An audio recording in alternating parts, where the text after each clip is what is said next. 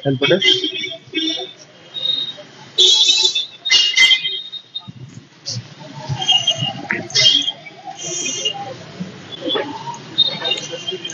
अच्छा, ये help desk है या इसी में जन सुनवाई वाला दोनों एक साथ है? महिला हेल्प डेस्क का ये सर बन रहा है। अच्छा, अभी ये बन रहा है। हेल्प डेस्क कौन देखता है बेटा? इधर है, कहाँ है रजिस्टर, कहाँ है? खोलो, लेटेस्ट दिखाओ बेटा, लास्ट पेज।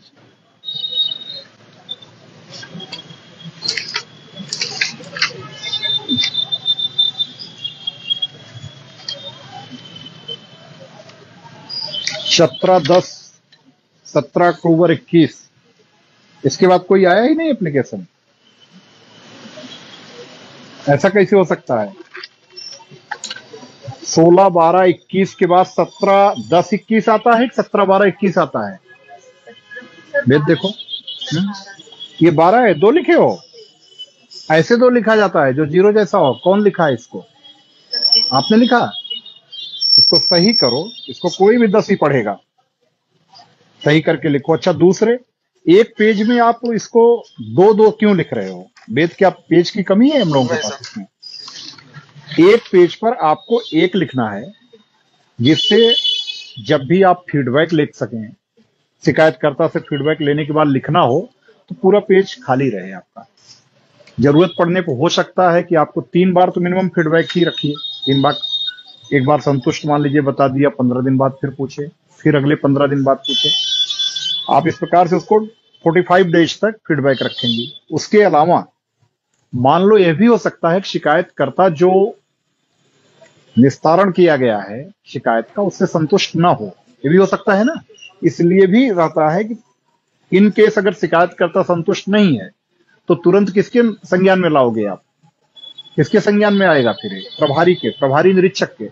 वो शिकायत दूसरे को देंगे, इसके प्रार्थना पत्र को दूसरे को देंगे, दूसरे उप निरीक्षक या जिसको भी दिया। और फिर जब शिकायत निपट करके आई तो अंतिम निस्तारण तक यही प्रक्रिया दोहराई जाएगी। तो इसलिए एक पेज में केवल एक लिखना है। ये एकदम याद रहे, क्लियर रहे। ये मैं हर बार कह चुका हूं ये। और देखो, ये ऐसे ही होना चाहिए। ठीक, इस पेज पे पूरा एक रहे। अब इसमें फीडबैक कहाँ लिया है ये बताओ मुझे, कहाँ है ये?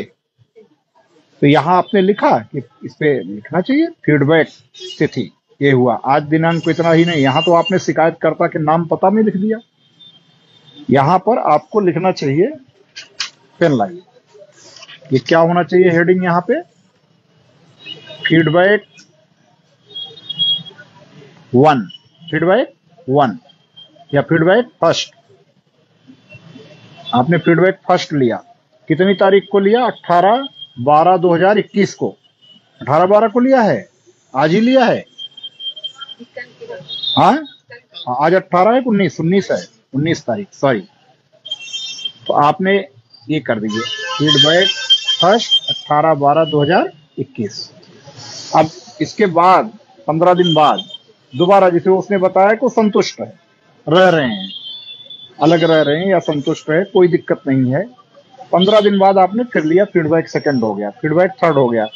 अगर वो संतुष्ट नहीं है तो ये फीडबैक चलता रहेगा, आपके पास ये पेज खाली है, पड़ा रहेगा। संतुष्टि तक फॉलो अप होना है।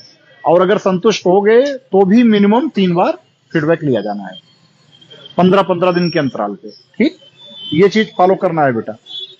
शिफ्ट वाइज लग रही है ड्यूटी। एक शिफ्ट में कितने लोग हैं? एक शिफ्ट में 2 लोग हो, इसमें कोई दिक्कत नहीं है। आप क्या देखते हो बेटा? जन सुनवाई वाला है, हाँ, रजिस्टर। अच्छा, ओके, सामान्य रजिस्टर जो हमारे मेंटेन हो रहे हैं उनका है। ये चुनाव रजिस्टर आप मेंटेन कर रहे हो? अच्छा, कितने चुनाव सेंटर्स हैं वेद? 21। इनसे अब इनको जानना चाहिए। वेद बताओ, 21 हैं? ये मतदान केंद्र हैं। और मतदेय स्थल कितने हैं? 14-10-24। पक्का? कुछ कंफ्यूजन है? तुम बताओ। मतदान केंद्र 21 हैं, मतदेय स्थल 24 हैं, ये सही है? मतदेय स्थल समझ रहे हो? सेंटर था सर। पोलिंग सेंटर हो गया मतदान केंद्र आपका, और मतदेय स्थल हो गया पोलिंग बूथ। हाँ तो वही अभी तो हम एक कई आपके एक सेंटर पर अगर 5 बूथ है, किसी सेंटर पे 6 बूथ है, किसी सेंटर पे 2 बूथ है, और रेयरेस्ट ऑफ रेयर होगा जिसमें 1 बूथ होगा। तो ये कैसे हो सकता है कि 19 सेंटर पे 21 बूथ हो? दोनों लोग कंफ्यूज हो। 21 तो है सर, क्योंकि 11 है सर केवल 21 बूथ है। रोहनिया का और 10 है चितईपुर कट गया है सर। आपके पास केवल 21 बूथ हैं। 11 रोहनिया के, 10 कैंडिडेट है। सेंटर या बूथ? सेंटर हाँ, सेंटर। बूथ कितने हैं? बूथ में बूथ नहीं आइडिया ना, तो इसको मैं कह रहा हूं बूथ पर भी ध्यान दें, क्योंकि बूथ का मतलब हो गया कि हर बूथ की अलग अलग लाइन लगती है, और आपका बूथ किसी न किसी गांव या मजरे को या मोहल्ले को इंगित करेगा, तो उसी आधार पर आपकी निरोधात्मक कार्रवाई होनी है। चुनाव को लेकर के निरोधात्मक कार्रवाई शुरू कर दीजिए। विशेष करके जो लाइसेंसी हथियार हैं उनका वेरिफिकेशन के साथ साथ जो लोग यूजलेसली मतलब रखे हों कहीं पर, इंटरेस्टेड ना हो, तो उनका वेरिफिकेशन शुरू हो जाए। बहुत सारे हथियार बाहर भी होंगे, ऐसा नहीं है कि यहीं पर हों, बाहर रह रहे हैं, तो उनका वेरिफिकेशन, समय से जमा करने की कार्रवाई, और एनबीडब्ल्यू का तामीला। ठीक, ये 2 प्रक्रिया आपको बिल्कुल अभी से गति देनी है। और निरोधात्मक कार्रवाई भी आप पिछले चुनाव और इस चुनाव के बीच में भी जो चुनाव हुए हैं उनमें भी जो लोग किसी भी रूप में कभी भी फिजिकल वायलेशन में लगे रहे हैं, मान लीजिए किसी के खिलाफ एनसीआर बॉडी ऑफेंस की दर्ज है, एफआईआर दर्ज है, तो आपको क्या करना है? उन सबको निरोधात्मक कार्रवाई के दायरे में ला देना है। 107, 116 की कार्रवाई कब मानी जाएगी? जब 117 में बदल जाएगा। 117 की कार्रवाई अगर आपने कर ली है सीआरपीसी की, तभी आप उनका 122 के तहत जब्तीकरण की कार्रवाई ठीक उसी प्रकार करा सकेंगे जैसे गैंगस्टर अधिनियम में आप जब्तीकरण की कार्रवाई कराते हैं 14(1) में। एचएस की क्या स्थिति है? कितने हिस्ट्री सीटर्स हैं अपने? 59। कितना? 59। अच्छा, रजिस्टर, मेन रजिस्टर्स जो मैं बता रहा हूं उनको वहां लेके आना है आपको। कौन है मुंशी? कौन है? आइए, इधर हैं, आइए ऑफिस में आइए। अच्छा, ये ऑफिस है अपनी। रजिस्टर बेटा निकालो, फ्लाई सीट, ठीक है? एचएस की फ्लाई सीट समझ रहे हो ना? फ्लाई सीट निकाल लो, त्योहार रजिस्टर निकाल लो, गुंडा रजिस्टर, ठीक, और उसके बाद एनसीआर जांच रजिस्टर, एससी एसटी और महिला उत्पीड़न संबंधी अपराध, और समाधान दिवस और संपूर्ण समाधान दिवस, और इसके अलावा हत्या बलवा रोकथाम रजिस्टर। इतने रजिस्टर निकाल करके लेकर के आओ, ठीक? लेकर के निकाल करके आओ ऑफिस में। आओ बेट, इधर आओ। इसमें बनवा रहे हो? इस केबिन में? ठीक, बढ़िया। और ये क्या है ऑफिस?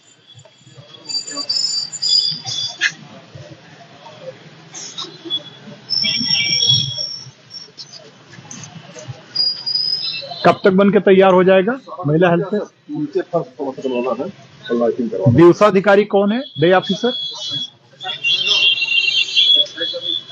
एक तो दिवसाधिकारी और एक रात्रि अधिकारी होते हैं ना, 12-12 घंटे की शिफ्ट वाले। इधर आइए। आप ही हो दिवसाधिकारी? आप ही हो? अच्छा, आप दिवसाधिकारी के रूप में देखो, पहले भी यहां पर एक बार कंप्लेन मिल चुकी थी, वेद आपके आने के पहले की स्थिति है, मालूम होगा, जो बाद में देहात क्षेत्र में कि कोई व्यक्ति ने शिकायत की थी कि यहां आया और उसकी उस समय गुमशुदगी नहीं लिखी गई थी। बाद में वो जो इंसिडेंट हुआ था देहात क्षेत्र में, तो जो भी दिवसाधिकारी रहे, रात्रि अधिकारी रहे, आप परफेक्ट जिम्मेदार होंगे। कोई भी शिकायत करता आया तो वो हर हाल में अटेंड किया जाना चाहिए। इंश्योर करिए, अगर वो एफआईआर के लिए आया है तो भी आप तुरंत एफआईआर दर्ज करिए। आवश्यक जहां भय समझ रहे हैं आप, इमीडिएट अपने, अगर यहीं पर उपस्थित हैं प्रभारी, उनसे बताइए। नहीं उपस्थित हैं, फोन से बताइए, या जहां भी आवश्यकता है, जो भी हमारी सेट प्रैक्टिस है बताने की, बताइए। लेकिन हमारी प्रैक्टिस के कारण ये स्थिति कतई ना हो कि वो अनअटेंडेड हो। बात समझ रहे हो ना? अनअटेंडेड नहीं होना चाहिए। उसका जो भी ग्रीवांस है तत्काल देखा जाए, ये निश्चित करना है। रजिस्टर मंगा लो वेद, आते हैं।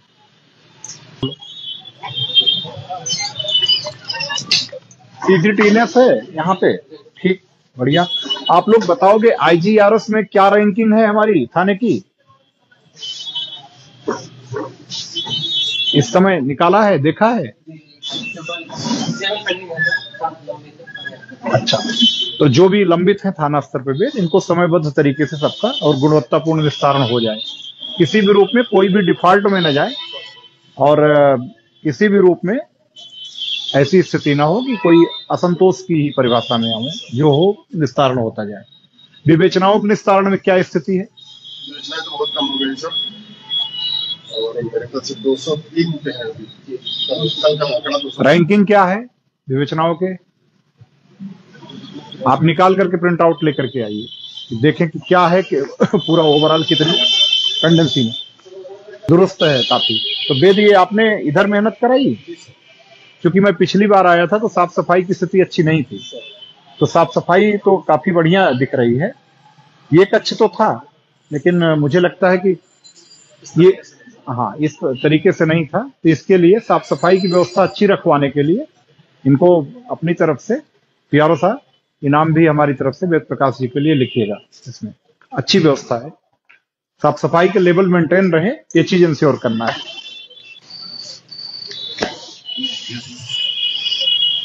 हमारी गाड़ी से पेन उठा लाना, पेन नहीं होगा। हाँ,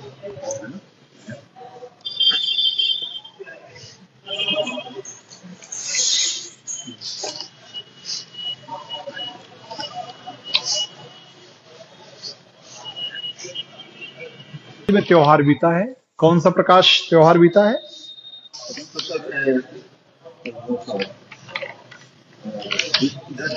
देव दीपावली। देव दीपावली के बाद अब आगामी त्योहार कब से शुरू होंगे? अगले त्योहार आगामी त्योहार मकर संक्रांति, खरमास के बाद शुरू होंगे त्योहार। त्योहार रजिस्टर अप टू डेट है? ठीक है, ठीक है, कलम ले लीजिए। आपके यहाँ संत रविदास जयंती, ये भी काफी महत्वपूर्ण फेस्टिवल के रूप में होता है। मेरी समझ से मुख्य मंदिर आपके ही थाना क्षेत्र में है, और पीछे लिखा भी है, विस्तार से लिखा भी हुआ है।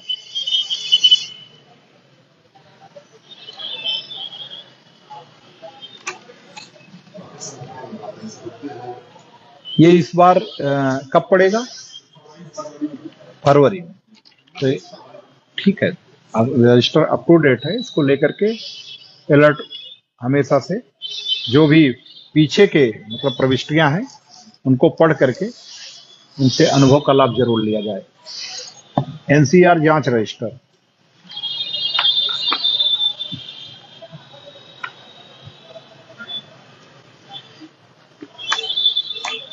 ज्यादातर में 107, 116 की कार्रवाई दिख रही है पीछे, हालांकि बाद में इधर 151 की कार्रवाई शुरू हुई है। ये चीज ध्यान देना है इसमें कि जो 151 की कार्रवाई हो, वे अनिवार्य रूप से अगर दोनों पक्ष मान लीजिए लड़े हैं, दोनों पक्ष हिंसा में संलिप्त रहे हैं, तो दोनों पर हो। लेकिन अगर एक पक्षी रूप से किसी ने मारा पीटा है किसी को, तो हमेशा 151 की भी कार्रवाई एक पक्षी होनी चाहिए, और यही तभी सही न्याय मिल पाता है। अगर 151 की कार्रवाई, मान लो एक व्यक्ति ने किसी व्यक्ति को मारा पीटा और आपने ला करके 151 में दोनों को बंद कर दिया, तो ये मेरी समझ से मतलब कहीं ना कहीं से जस्टिस तो भूल जाइए, इनजस्टिस बहुत गलत तरीके से डिलीवर करना हुआ उस व्यक्ति को जो पीड़ित है, क्योंकि वहां पर तो पहले भी पिट चुका और आपने दोषी के साथ उसको भी हवालात में डाल दिया। तो ये स्थिति कतई नहीं होनी चाहिए। 151 की कार्रवाई अनिवार्य रूप से आक्रामक पक्ष के खिलाफ एक पक्षी तरीके से करिए। हाँ, अगर दोनों पक्ष मारपीट में एज ए ग्रुप लड़े हों, दोनों का 19-20 ही सही अंतर हो, बट मतलब मारपीट में दोनों शामिल हो, तब दोनों पक्ष पे करिए। बट मतलब अगर एक पक्षी मारपीट का है तो उसमें एक पक्षी ही 151 की भी कार्रवाई की जाए। अच्छा, साथ ही साथ 107, 116 जितने में हुआ है, ये 107, 116 का फॉलोअप करें, क्योंकि हम लोग पुलिस कमिश्नरेट सिस्टम में हैं। एसीपी साहब की जो कोर्ट है वहां पर आप इसको पहुंचा करके 117 में शामिल कराएं। 116(3) की प्रक्रिया पूरी करा करके अपने जो जांच अधिकारी हों उनसे 117 का ऑर्डर जरूर कराएं, तभी ये ऑर्डर इफेक्टिव होगा। 107, 116 केवल करके छोड़ने से कोई फायदा नहीं है। दूसरे, आप इस समय जिनका भी 117 करा लेंगे वो सारे आपके लिए चुनाव में भी बहुत कारगर रहेंगे। क्यों? क्योंकि 6 माह के लिए आप का ऑर्डर 117 का होता है और तब तक आपका जो चुनावी प्रक्रिया है वो परिपूर्ण हो चुकी होगी। तो यानी कि नेचुरल में भी जो लोग बॉडी ऑफेंस में शामिल रहे हैं उन्हीं पर आप कार्रवाई ये करेंगे। और जब बॉडी ऑफेंस में शामिल व्यक्ति जब सामान्य अपराधों में शामिल है, सामान्य रूप से किसी से लड़ झगड़ रहा है, तो पूरे चांस ये भी हैं कि वो चुनाव के दौरान भी इस प्रकार की अशांति करने की स्थिति उत्पन्न करना चाहे। तो हम पहले से इस पर नजर रखें।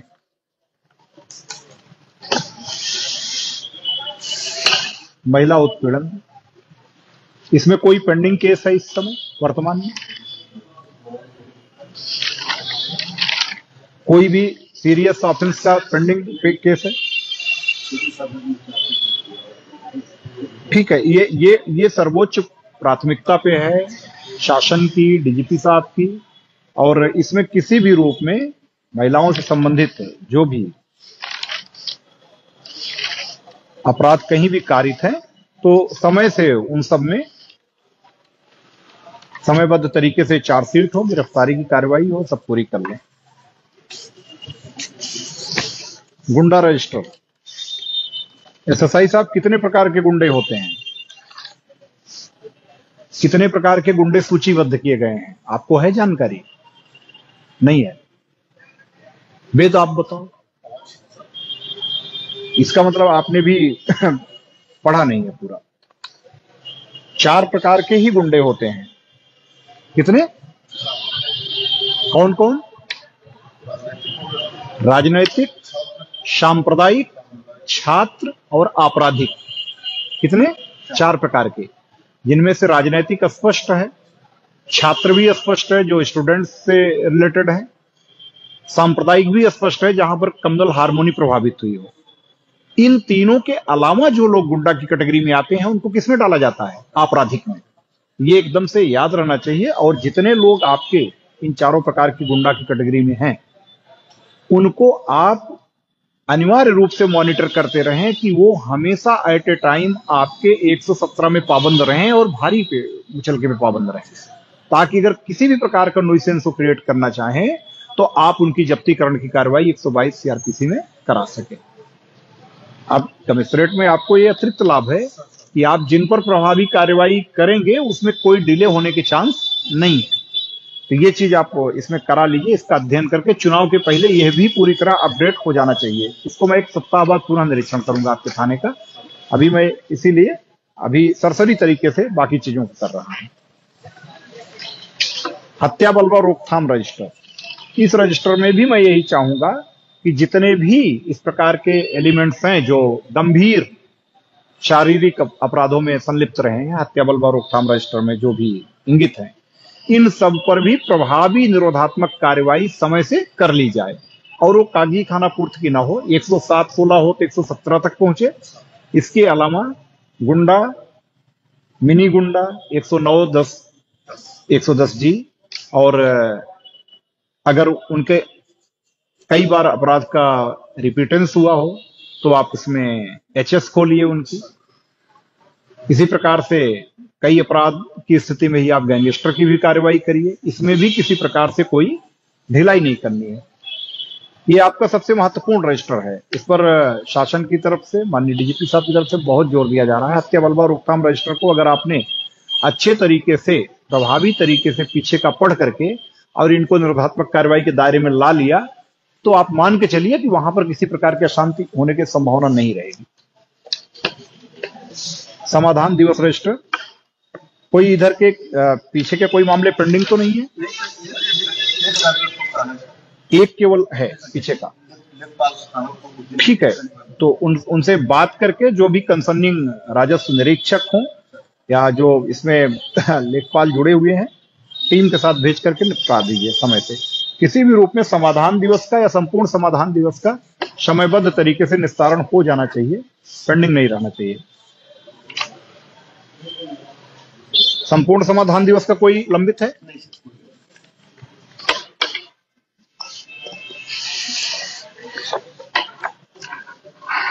ये आपकी एचएस की फ्लाई सीट है। कुल एचएस की संख्या कितनी है? अभी पानी नहीं पिएंगे, पानी नहीं पिएंगे। कितनी है? 59। कितने निरीक्षण कितने होने चाहिए एचएस के? महीने भर में कितने निरीक्षण होने चाहिए?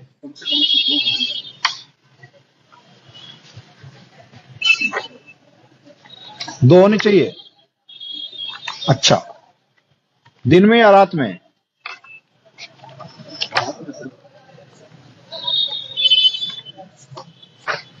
दिन में भी, एक दिन में और एक रात में, इसलिए दोनों कॉलम रहता है ताकि आप दोनों स्थितियों को देख सकें।